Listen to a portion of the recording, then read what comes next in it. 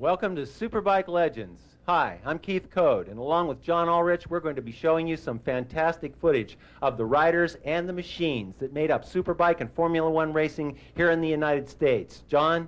Yes, Keith, we're looking at some footage now from the early 1980s when AMA racing in the United States was the breeding ground for future world champions.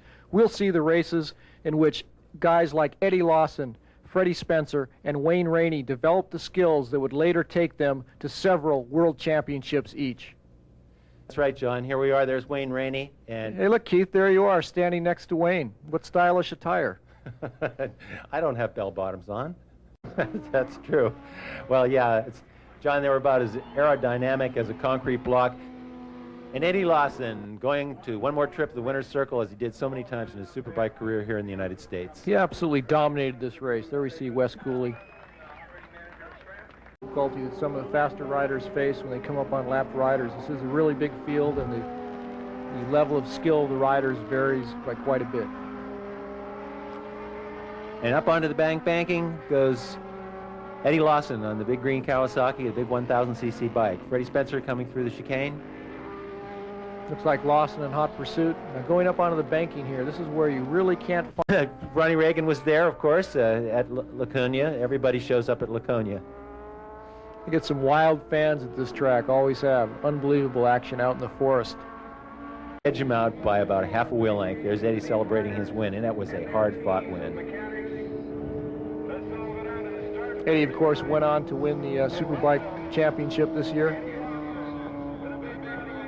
Well-deserved title. Here we have Freddie, a little bit more reserved. Here's the winner's circle with Wes Cooley was third, Eddie in the middle, and of course Freddie. And you can just see how happy Eddie Lawson is. I mean, this is one happy guy. He loves to win. He loved to win then, and he's very, very happy that he and the Muzzy Kawasaki team have come to the floor.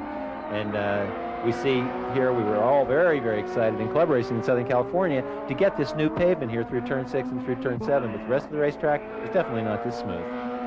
Oh yeah, I mean, and this was a huge advantage for the guys who really knew what they were doing. The Muzzy Kawasaki's, for example, worked much better over the bumps than some of the bikes other guys were running. I mean, Eddie Lawson and, of course, his crew chief, Rob Muzzy, knew how to make their bike work, and it really paid off for them. I mean, these guys could just fly over the bumps and have a lot less trouble doing that than some of the other guys. I mean, it really was a difficult track for the average guy to get his motorcycle to work on.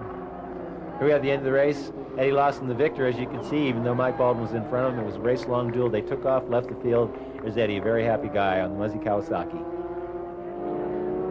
Starting off down the long back straightaway, and I think Eddie's got a little treat for the fans. There's a long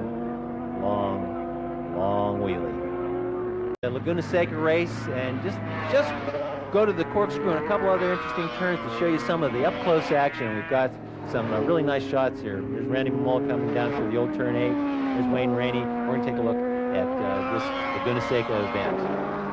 Eddie Lawson.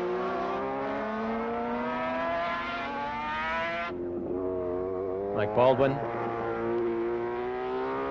Listen to the sound of that FWS Honda. Quite a distinctive sound.